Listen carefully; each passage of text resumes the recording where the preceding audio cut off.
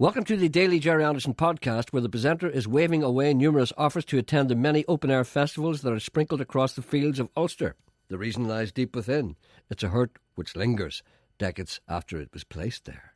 You were snubbed in Slane. I was snubbed in Slane for many reasons, but that's not what I'm talking about. The Rolling Stones first appeared in Slane in the year 19... No, go on. I don't know. Well, what are you talking about then? Well, I'm asking you, when was the last... Oh, you said the last open-air concert, and I said, was it Slane when you were snubbed? And I said no. Okay. And then you said I was snubbed by the Rolling Stones. Please don't be making these accusations. There is no substance to them. Were you snubbed by the Rolling Stones? Yes. But they didn't know me then. I wasn't famous. The first time I ever went to see the Rolling Stones was actually... The first time I ever saw any member of the Rolling Stones was a fellow called Charlie Watt, the drummer. Mm-hmm. I went to the Beauty Jazz Festival. I'm not going to tell you what date it is, but let me put it this way. I was only 17, and I went to hear the Alexis Corner Blues Band, and it was Charlie Watts was playing the drums. I saw Charlie Watts before he joined the Rolling Stones. Before he was Charlie Watts? Before he joined the Rolling Stones. And I went to Slane in the year 1982 to see the Rolling Stones, and I'll never forget it, because there was a huge, huge crowd, and there was a wonderful air of anticipation, and a frisson of excitement settled through the crowd. The Rolling Stones appeared on stage, and they started to play. And you were on Radio Ulster then? I wasn't. Yes, you were. I wasn't. Yes, you were. I wasn't. You were. I didn't go on Radio Ulster until I wasn't on in 1982. I was just an ordinary person like you. I was an ordinary person. That's why I was snubbed, because they didn't know. How long was that? 19 years. Can you work that out yourself? Is it 19? No, it's nearly 30. What is it? It is not. It is. It is not. Work it out. Yeah. Have you pen and pencil handy? Is that 30 years? Yeah, 29, 20. It'll be 30 years next year.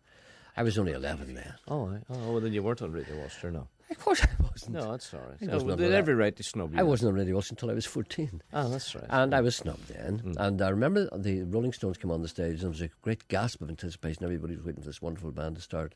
And they started to play, and they were all over the place. They were awful. They were terrible, because only Mick Jagger was even relatively sober and knew where he was. The rest of them were just kind of standing there, and you knew that they had no idea where they were, or indeed who they were. And it started, and after about 3 songs, this ripple went through the crowd, and you could hear people saying, "They're really crap, aren't they?" They could hardly admit it to themselves. And then the 4th number, whatever drugs they were taking kicked in, and the band became the Rolling Stones. It was wonderful to hear. And in the middle of the 4th number, they just went, "Rum," and it just took off. I said, there it is. That's what we want. Why am I telling you all this? I don't know. Mr. Coyle seems to have gone on an impressions strike. It's been a while since he attempted a Daniel, whilst those he can vaguely impersonate have now faded from the public imagination.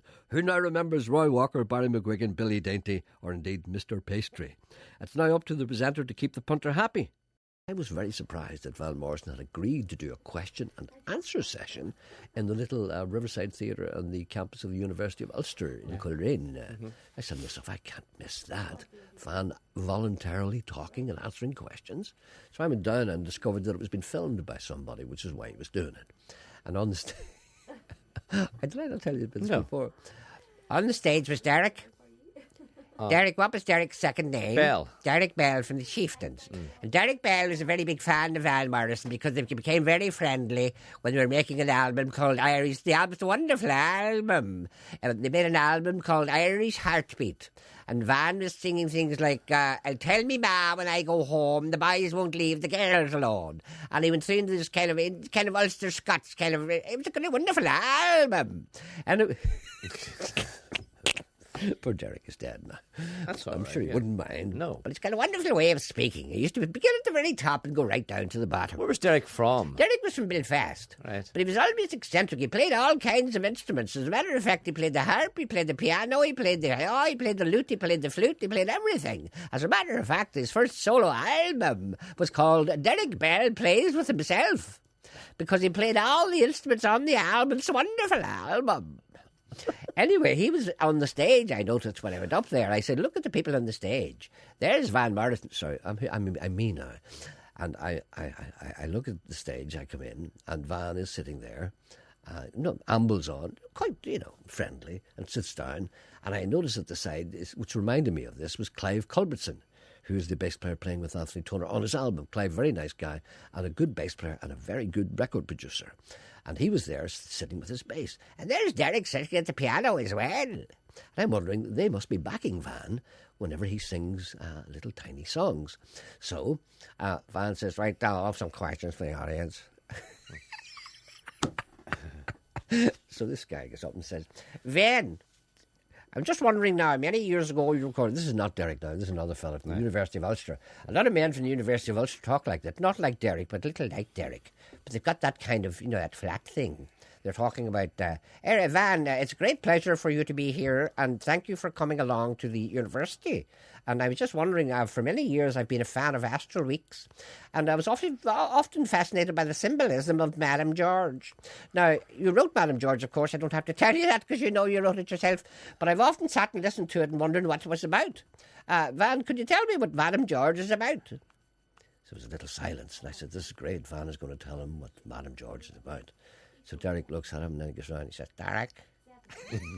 So Derek, well, I'm glad you asked me that. Well, as a matter of fact, the song Madame George is about a transvestite in Dublin. And as you recall in the beginning of the show, the young man, Van himself, the question is travelling on the train down, throwing pennies over the bridge. That'll be at Newry, I suppose, or perhaps Dundalk, depending on what route you take, at the Great Northern Railway. So it went on for ages and everybody was going... So anyway, why am I doing this? The presenter has wholeheartedly embraced the BBC's concept of multi-platform content. Linear audio is supplemented by online postings, listen on demand, and giving listeners cassettes of old programmes. But Mr. Coyle is in danger of being left behind by the 21st century. Hi there, Jerry. We have 4,202 listeners on YouTube with you and the parrot. Do you know that? No. Do you know about the parrot? What's the parrot? The parrot that cursed at me. What? Oh, yeah. Oh, yes. There's a thing on YouTube. I think it's called Jerry Anderson and the Parrot. An excerpt from this programme. Can we find that, Emma? Oh, yeah. Emma's logging on. Oh, how amazing how she's animated when it sounds something that's vaguely insulting. If that was anything praising me, you couldn't get her near that keyboard. There are 4,202 listeners on YouTube, and a lot of people have watched our little On the Air thing. You know nothing about that. No. YouTube's a whole different world. Sure, I don't know how it works. You're no good. I was sitting thinking about your phone last night. I hate your show. It's crap. Nothing good about it. But my wee brother Josh is obsessed with it. I don't understand. I was thinking of the information that you gave me. What information is that, Sean? Do you remember? It's a wonderful album. I'm going to play a track from it now. A track that I feel is more accessible than maybe some of the other tracks. Yesterday, when I asked you about the mobile phone, yes, people take photographs of their mobile phone. They do indeed. It's a wonderful album. I asked you, how do you get the photographs out of your phone that you've taken? How do you see them? Use your chip. No, because you said to me, you go to the shop and you buy a thing and you take it home and you put it into your computer. I never said that. Yes, you did. You're making that up. I did not. I didn't say that. What did you say? Janet said that. You said it. I didn't say. Who said it? I didn't say you go to a shop and you buy a thing. Well, what? You can feed your. You said you need a thing. You just need a kind of a cable. That's what you said. Yeah, you need. So I was reenacting that scene in my head. Down. It's all right. I was reenacting that scene in my head as I was taking my porridge. All right. And I was saying, do you grab the porridge? Yes. And I was saying, I'm looking for a kind of a thing like a cable. You get into a shop. What would the man think of me? What would you think? What would the man? I'm looking for. Jerry Anderson told me you get a kind of a thing like a cable. No, all you want to do, go to the shop. Could you give me one, please? No, but see, what you do is you get those things along with your mobile phone. You see, you don't know what a mobile phone. The only phone you ever had was the one I gave to you, which you wouldn't buy because I got it for nothing. The war on terror is something that keeps the presenter awake at night. He's in a state of readiness not seen since the final hours before D-Day, when Walter Love's programme was used to relay coded messages to resistance groups across occupied Europe. But there's a problem. An Ulsterman is threatening to put us all in great danger. Where's Joe? He's in two. Joe needs help. Joe, I believe you're angry. Me? Angry? Me? You must be joking. I'm not angry. Well, your voice is raised for no particular reason then. Oh, sorry. Come on. It must be the tone. I'll turn Come on, it down. come on. I had the misfortune to travel out of Belfast International Airport last week. And having been through the process before, I was ready this time for them. I had my toiletries all in my little plastic bag with a little seal across the top, which of course anybody could open, so I don't know the point of having a seal on it anyway. It's all But I was madness. going really well, and everything was fine. And then a voice said, "I'm sorry, sir, your plastic bag is too big."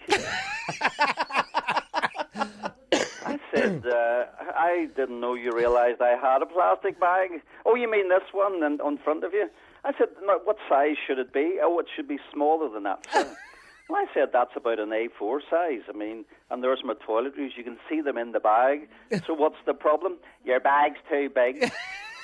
So I said, "Let me guess. You want me to go to one of your wee machines and put £1 in and get 4 of your plastic bags out, and then it'll be okay?" Well, that would be a solution, sir.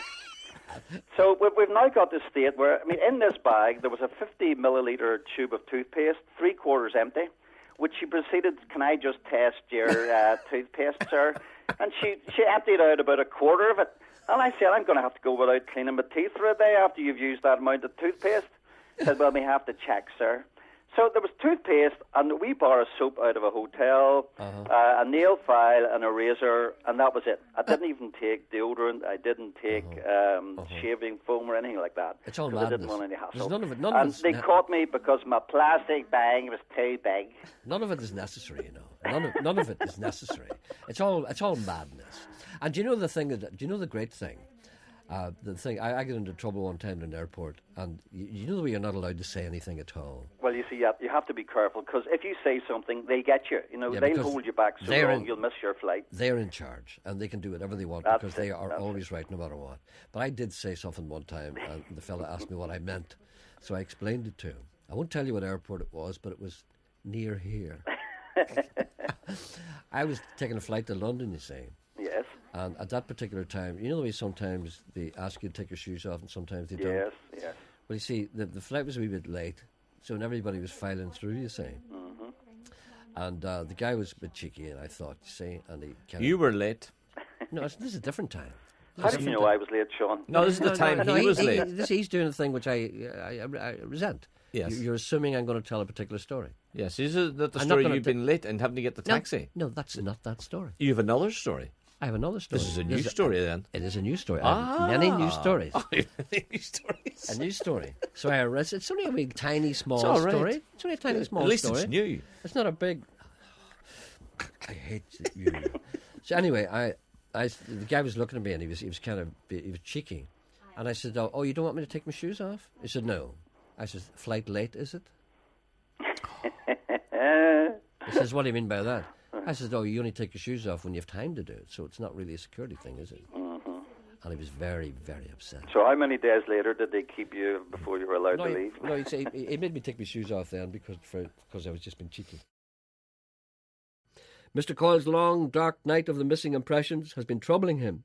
He seeks help from the only person who understands.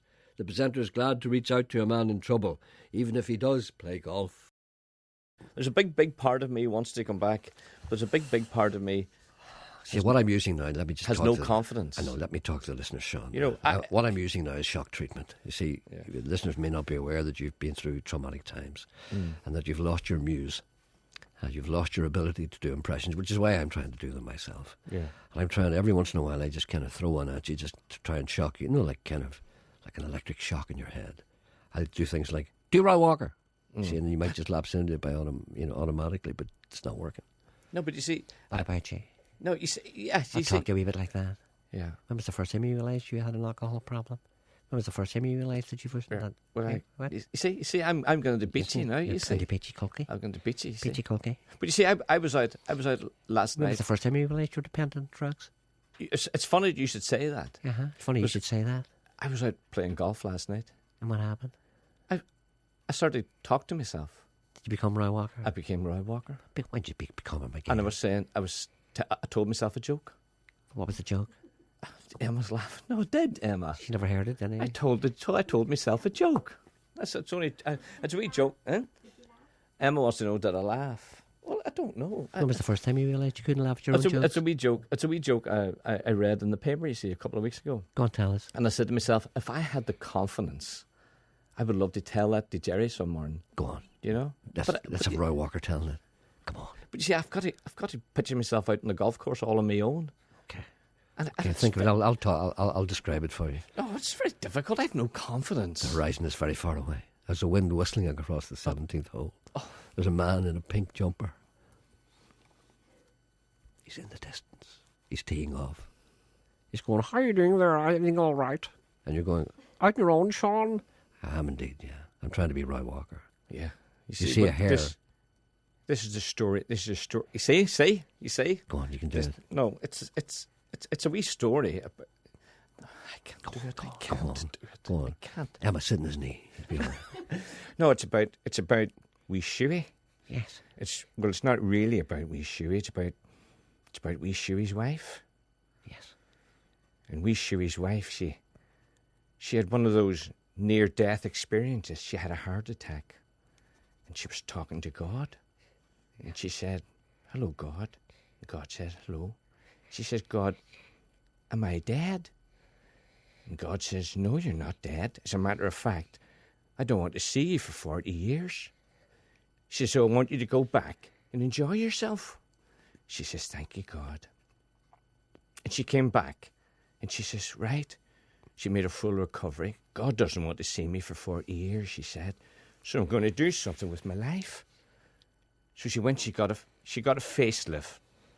And she got the liposuction, and she got a little tummy tuck, and she got rhinoplasty. She got the lovely expensive clothes, and she got her hair all done. And she was smashing looking. And everyone was turning their head saying, "Wow, who's that?" She was Shuey's wife. And she's walking down the street one day, and all the guys are looking at her, and she forgets herself. And she steps off the footpath right out into the middle of the road, and she's hit by a big lorry. The next thing she realizes, she's talking to God again. She says, "Hello, God.